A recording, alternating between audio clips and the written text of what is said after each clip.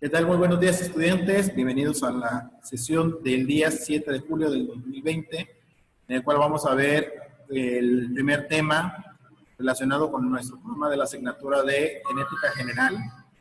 Ya comenzó el ruido, pero bueno, esperemos que no se distorsione demasiado con la información que vamos a estar compartiendo. ¿De acuerdo?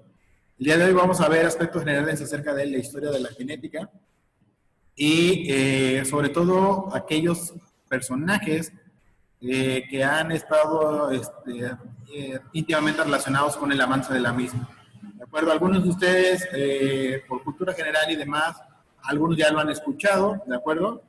Y pues sobre todo los que ya repite la materia, pues también ya habrán escuchado en su momento acerca de ellos. Entonces, vamos a comenzar. Les voy a compartir la pantalla y le voy a dar en pantalla completa.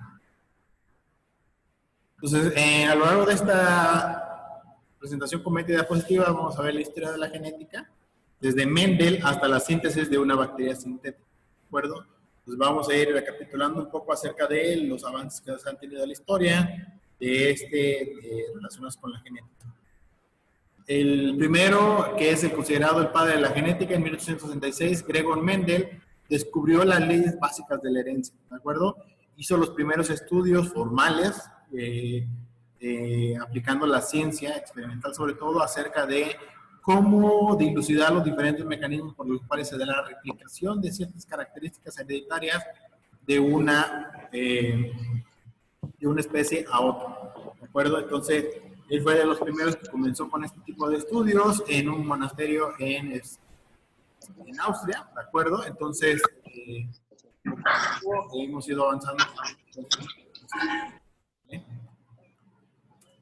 Posteriormente, un avance significativo se dio en 1869, Friedrich Mixner, que descubre la que en aquel entonces llamó nucleína, que no es otra cosa que el ADN, en el núcleo de las células animales.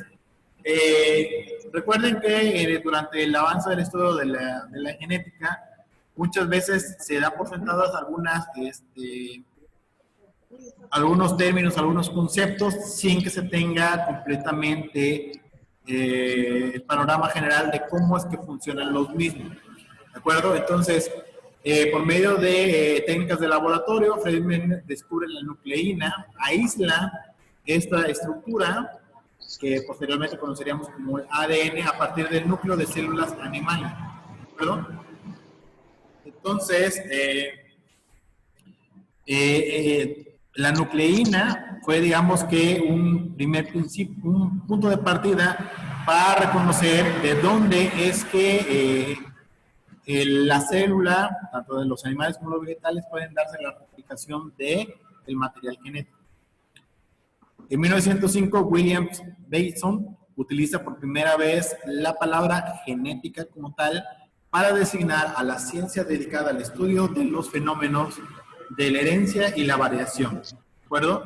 Él la logra reconocer como una ciencia independiente, pero como si fuera una rama de la biología, que es el estudio general de los seres vivos, pero aquí, en particular la genética, como el estudio de los fenómenos de la herencia y de la variación. Hay otras definiciones, obviamente, de acuerdo, acerca de la genética, pero él es quien logra unificar criterio acerca del establecimiento del nombre que se le dará a la ciencia encargada de este tipo de estudios.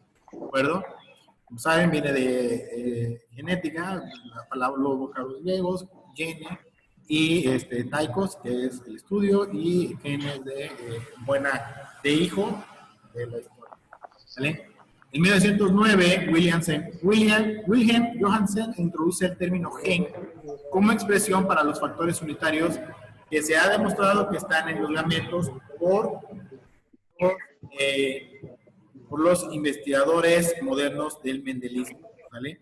Entonces, dicen, ¿cuál es el factor? ¿Cómo es que yo puedo demostrar o dilucidar las diferentes variaciones entre las genéticas de la derivación de la misma? Pues Wilhelm Johannsen fue quien introdujo esta nomenclatura de llamar gen.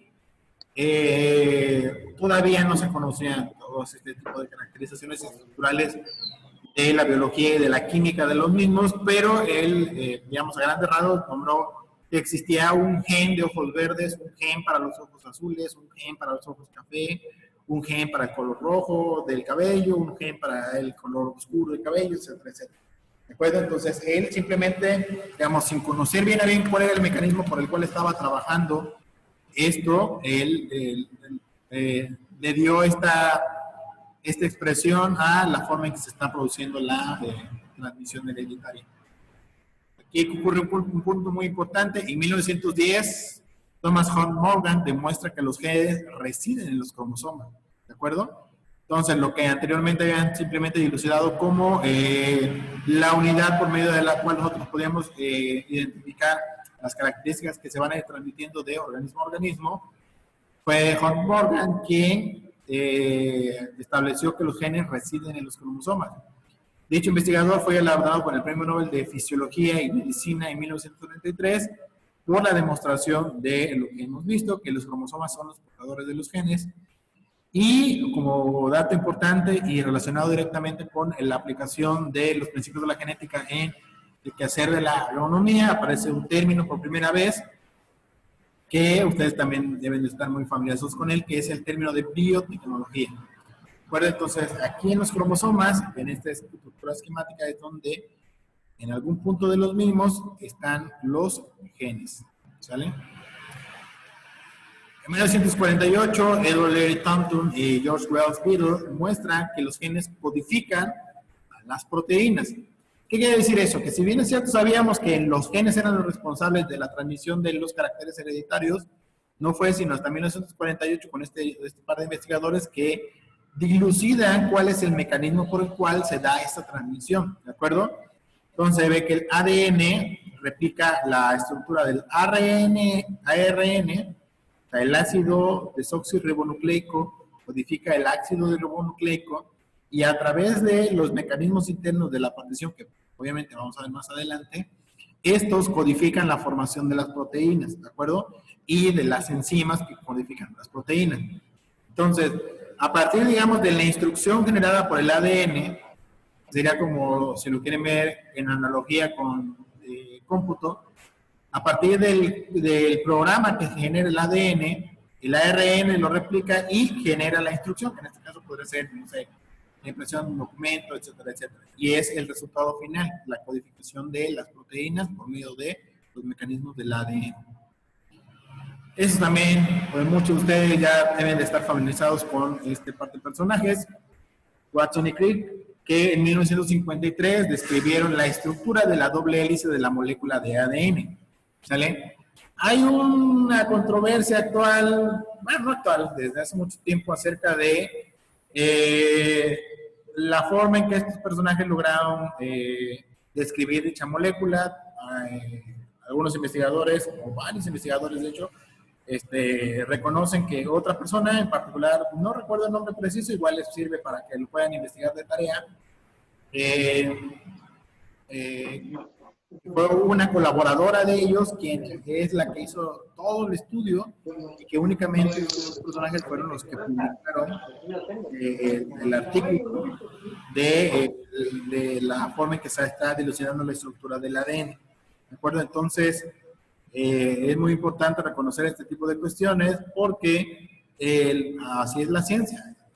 Hasta que no se demuestra de forma específica cómo es que se están desarrollando y replicando y pueden ser reproducidos por otros investigadores los descubrimientos que nosotros estamos generando, pues hasta ese momento podemos estar hablando de que se está haciendo ciencia cierta. ¿De acuerdo? En 1966 se descifra el código genético por los equipos de Marshall Nimber, Severo Ochoa, Gerd Corbin, Thor Hanna y Sidney Bretner. ¿De acuerdo? Entonces ya sabíamos que el ADN, ya sabíamos que se replicaba las proteínas y los mecanismos por los cuales se generaban las enzimas que iban a dar ciertas características a los individuos, pero ¿cuáles eran esas instrucciones? Bueno, pues el código genético, la forma en que se están ensamblando, si lo quieren ver así, las estructuras internas de los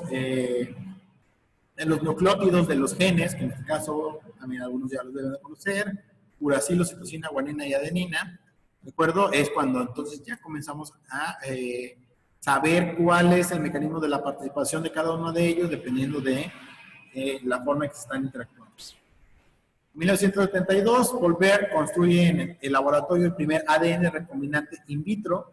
Entonces, en este caso, genes de una especie son introducidos en otras especies y funcionan correctamente.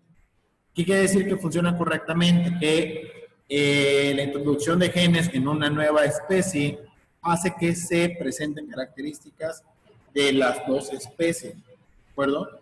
En este caso, es muy trascendente este punto y muy importante aclarar las implicaciones éticas que podrían tener en un futuro, que ya tuvieron incluso en el pasado, de acuerdo con la recombinación de genes. No estamos hablando de recombinación transgénica todavía, simplemente se introducen genes de una especie en otra para desarrollar alguna cierta característica deseable en el nuevo esquema de construcción génica de la especie que está recibiendo esta transmisión de genes, ¿de acuerdo? Entonces vamos a hablar un poco más adelante también de los transgénicos y demás. En 1973 se celebra la conferencia de Asilomar en California, que propone pautas para la experimentación con ADN recombinante y aprueba una moratoria de los experimentos con esas tecnologías. ¿Qué quiere decir una moratoria? Que existen restricciones muy puntuales y específicas que ustedes, si quieren, pueden investigar más adelante acerca de qué sí y qué no podemos hacer en cuanto a la experimentación con ADN recombinante. ¿De acuerdo? Sí podemos introducir genes para generar una nueva característica en un individuo, pero sin modificar todavía la forma en que se produce el mismo, ¿de acuerdo? Entonces, como ejemplo tenemos que existen, y también vamos a hablar más adelante de ello, la introducción de un gen que permite que existan ovejas fluorescentes, peces fluorescentes, ¿de acuerdo? O sea, un gen de fluorescencia en una especie. Lo que sí no podemos todavía hacer y pues, no se espera que se haga en un futuro, al menos no a través de las leyes que rigen esto, es introducir características de una especie en otra, ¿de acuerdo? Por ejemplo, no podemos ponerle alas a los cerdos, no podemos ponerle plumas a las vacas, etcétera, etcétera, ¿de acuerdo? Todavía, eso sí, no hay recombinación interespecies, simplemente estamos transmitiendo una cierta característica de especie, pero sin alterar a la estructura general de la especie en la misma, ¿de acuerdo? En 1982 se consigue el primer animal, en este caso un ratón transgénico, que se conoce como super ratón, en el cual se le insertó el gen de la hormona de crecimiento de la rata en óvulos de ratones fecundados. ¿De acuerdo? Entonces, si ven aquí en la imagen, hay una comparación entre un ratón, si lo quieren ver así, normal, y el transgénico, que en este caso es un super ratón, que presentó este crecimiento acelerado debido a la presencia de la hormona de crecimiento de la rata. ¿De acuerdo? Ojo, aquí no se está recombinando ratones con ratas, simplemente parte de la característica genética de crecimiento de la rata se introdujo en el ratón y listo. ¿Vale? Sigue siendo un ratón, gigante si lo quieren ver así, pero sigue siendo un ratón, no es una rata ratón. ¿De acuerdo? Entonces es muy importante aclarar estos puntos. Sobre todo y las limitaciones y alcances que podrían tener en cuanto a recombinación genética entre especies que pertenezcan a familias muy cercanas en la escala evolutiva. ¿De acuerdo? Por ejemplo, no le puedo poner genes de crecimiento de un elefante a una vaca para tener una super vaca elefante de tamaño de elefante. No, porque no pertenecen a la misma familia filogenética para que se dé lo mismo. ¿De acuerdo? Pero, por ejemplo, algo que se están desarrollando los investigadores es la introducción de genes de mamut lanudo para, en elefantes para ver si pueden, ahora sí que revivir al mamut, ¿de acuerdo? Porque sí pertenecen a la misma familia recombinante de las especies. Otro punto muy importante en la historia de la genética es en 1982, cuando la empresa Eli Lilly, una farmacéutica muy importante, produce insulina utilizando técnicas de ADN recombinante. Como saben, la insulina es medicamento muy importante para el tratamiento de las personas que padecen diabetes, ¿de acuerdo? La insulina, se sabe que la disminución de la producción de la insulina en el páncreas del humano ocasiona una serie de síntomas muy, muy adversos en las personas que padecen del ADN, ¿de acuerdo? Subiendo la presión arterial, etcétera, etcétera. Bueno, diferentes características que muchos de ustedes conocen. Y anteriormente, la forma en que se producía la insulina, tal vez no lo imaginan, pero para poder producir un tratamiento de insulina para una persona, se necesitaban alrededor de 10,000 páncreas de cerdo. O sea, se extraía así directamente del páncreas del cerdo la insulina para el humano, dado que las características pues, del ser humano y de los marranitos, pues sí compartimos ahí una buena carga genética semejante. Entonces sí podía usarse la insulina del cerdo para el tratamiento de la diabetes del humano, pero pues imaginen, para poder producir un tratamiento se necesitaban 10,000 páncreas de cerdo. Entonces era un tratamiento únicamente a las personas que tenían los recursos suficientes. Para el resto de la población pues era impensable, ¿no?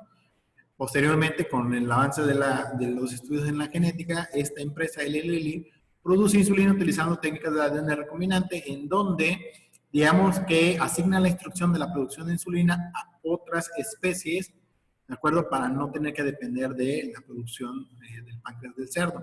En este caso, una de las primeras fueron, creo que las moscas, la Lopsotile melanogaster, y posteriormente se introdujo esta insulina, el gen capaz de producir la insulina en bacterias, ¿de acuerdo? Entonces, eso redujo significativamente el costo del tratamiento de la diabetes en los seres humanos, ¿de acuerdo? Y ahora hay acceso para una mayor población al tratamiento de la misma, ¿de acuerdo? E incluso mejor todavía que el tratamiento que se tenía anteriormente. ¿Sale? En 1983, Kerry Mullis describe su método de la reacción de la cadena de la polimerasa, PCR, que permite replicar o copiar genes específicos con gran rapidez. Actualmente también con lo de la pandemia causada por el virus del COVID-19, tal vez han escuchado mucho de la técnica del PCR, que lo que busca es identificar si un organismo está siendo infectado por el virus del SARS-CoV-19, ¿de acuerdo? Que es el síndrome agudo de respiratorio severo causado por la coronavirus disease o la enfermedad del coronavirus, ¿de acuerdo? Entonces, esta técnica lo que permite es identificar si una persona tiene en su organismo trazas de los genes del coronavirus, ¿de acuerdo? Entonces, es una técnica que permite identificar genes específicos muy, muy rápido en comparación con las técnicas que tenían anteriormente. Entonces, aquí viene un esquema general de cómo es que funciona. El ADN se digiere, se transfiere en el electrodo, se visualiza, después se hace una denaturalización del ADN, se hace lo que se conoce como los corrimientos y se logra identificar si tal cual gen está presente dentro de la muestra, ¿de acuerdo? En 1983 se realiza la creación de las primeras plantas transgénicas, ¿de acuerdo? Hay un debate todavía muy, muy significativo con respecto al uso o la extensión del uso de las plantas transgénicas, ya que, si bien es cierto, lo que nosotros buscamos, por ejemplo, en el caso del maíz, es que sea resistente a insectos y que tenga una menor cantidad de micotoxinas.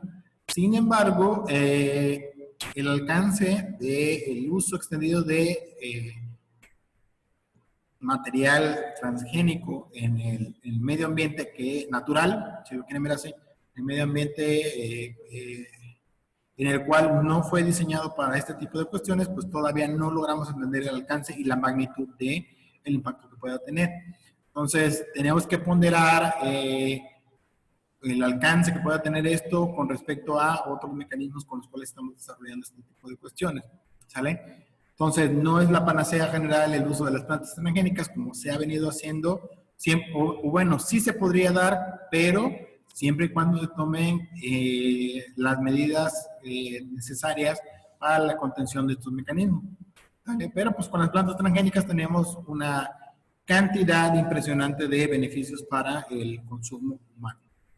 En 1984, Alec Jeffrey desarrolla accidentalmente, ahí sí, el ADN fingerprinting, que es la huella genética o el código genético, el cual es un método que permite la identificación de las personas a partir de su material biológico. En 1985 se utiliza por primera vez esta huella genética o código genético en una investigación judicial en la Gran Bretaña. También ustedes ya están familiarizados, no de buena forma, por los noticieros acerca de la cantidad de personas que desaparecen en nuestro país y que la forma en que, o el mecanismo por el cual nosotros podemos identificar a las personas es por medio de el ADN, ¿de acuerdo? Se hace una comparación del ADN de algún familiar con el de los restos que se han estado encontrando y si coinciden en el código genético, pues se asevera que tal cual persona es la que falleció de los restos que fueron encontrados, ¿de acuerdo? Entonces, para eso también funciona, no solamente directamente relacionado, sino en otras áreas de investigación en la ciencia. En 1995 se contemplan las primeras secuencias completas de genomas de organismos, en este caso es la bacteria Haemophilus influenzae y la Mycoplasma genitalium.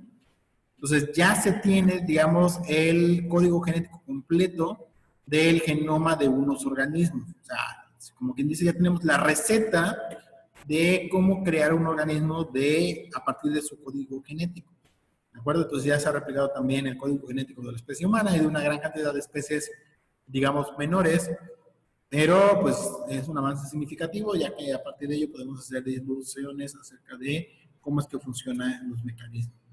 En el 96, otra noticia muy impactante en el mundo fue que Ian Wilmot, del Instituto Roslin, en Escocia, produce por primera vez una oveja clonada llamada Dolly, a partir de una célula adulta. Ojo, muy importante esta característica que se menciona allí, que es a partir de una célula adulta, no de una célula sexual, no de una célula de una especie en sus etapas tempranas, sino ya de una célula adulta, ¿de acuerdo? Es de donde se toma el material genético para la producción de una oveja clonada. ¿Qué quiere decir que es una oveja clonada o qué es un clon? Que únicamente se utiliza material genético, como se puede ver, del núcleo delante de una especie para la replicación de la misma, ¿vale? Entonces se introduce el núcleo en el ovocito de una especie y es exactamente el mismo material genético de un organismo vivo previamente, ¿de acuerdo? Entonces se supone porque así está establecido, que el nuevo organismo sea idéntico a el organismo que fue quien donó de quien se utilizó el núcleo para la producción de esta formación. ¿De acuerdo? Entonces, la oveja clonada va a ser exactamente igual a la del donante. Después se supo que existieron una gran cantidad de complicaciones debido a que, pues, no se sabía bien a bien todas las implicaciones en la salud del nuevo organismo y la oveja Dolly tuvo una vida de sufrimiento muy grande, se le forman muchos tumores, murió a una edad muy joven con respecto al promedio de vida de una oveja. Entonces, también hay que considerar las implicaciones éticas del mismo. En el 2001 se publica el primer borrador del genoma humano y se inicia es el inicio de la era del posgenoma, que a modo de broma, durante aquella época hubo un debate tanto filosófico como religioso acerca de las implicaciones que tenía el desarrollo del genoma humano. Aquí se dice que el humano se ha vuelto un hacker del código genético generado por la divinidad, por Dios, por la naturaleza, porque ustedes quieren considerarlo. En el 2007, James Thompson y Xian Yamanaka hacen la transformación de células de piel humano en células de madre embrionarias.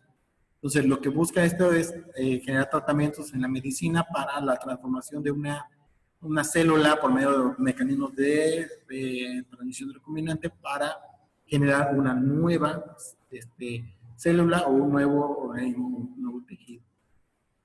En el 2010, Craig Bennett y su equipo anuncian en la revista Science la creación de lo que se consideraría como la primera célula sintética.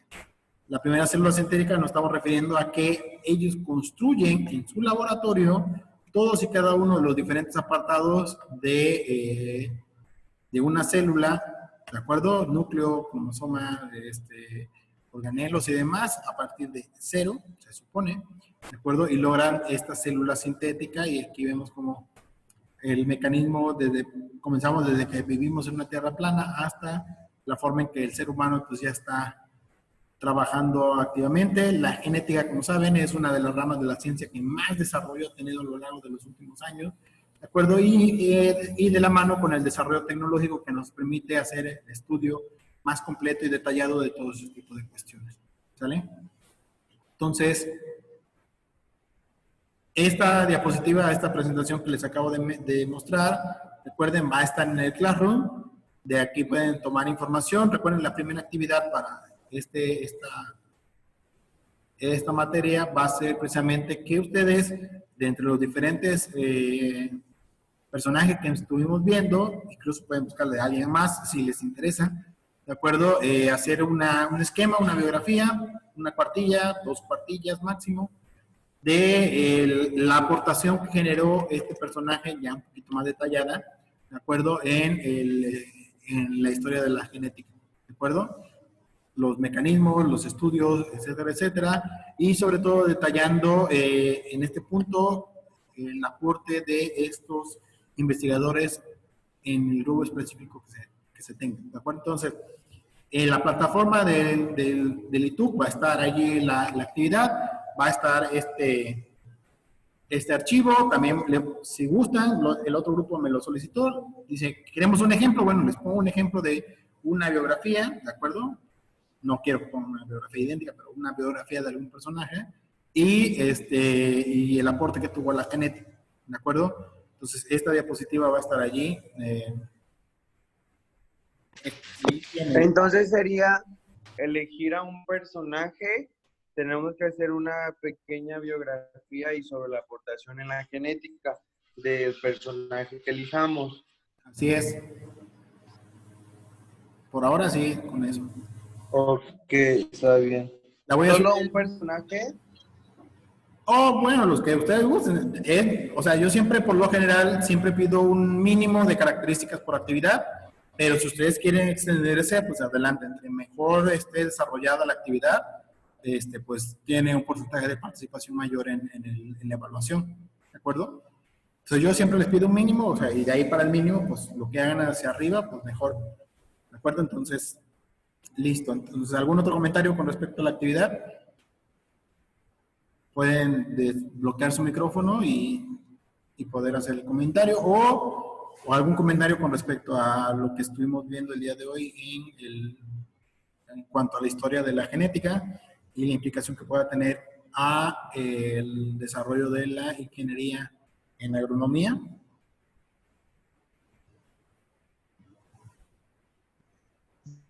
¿No?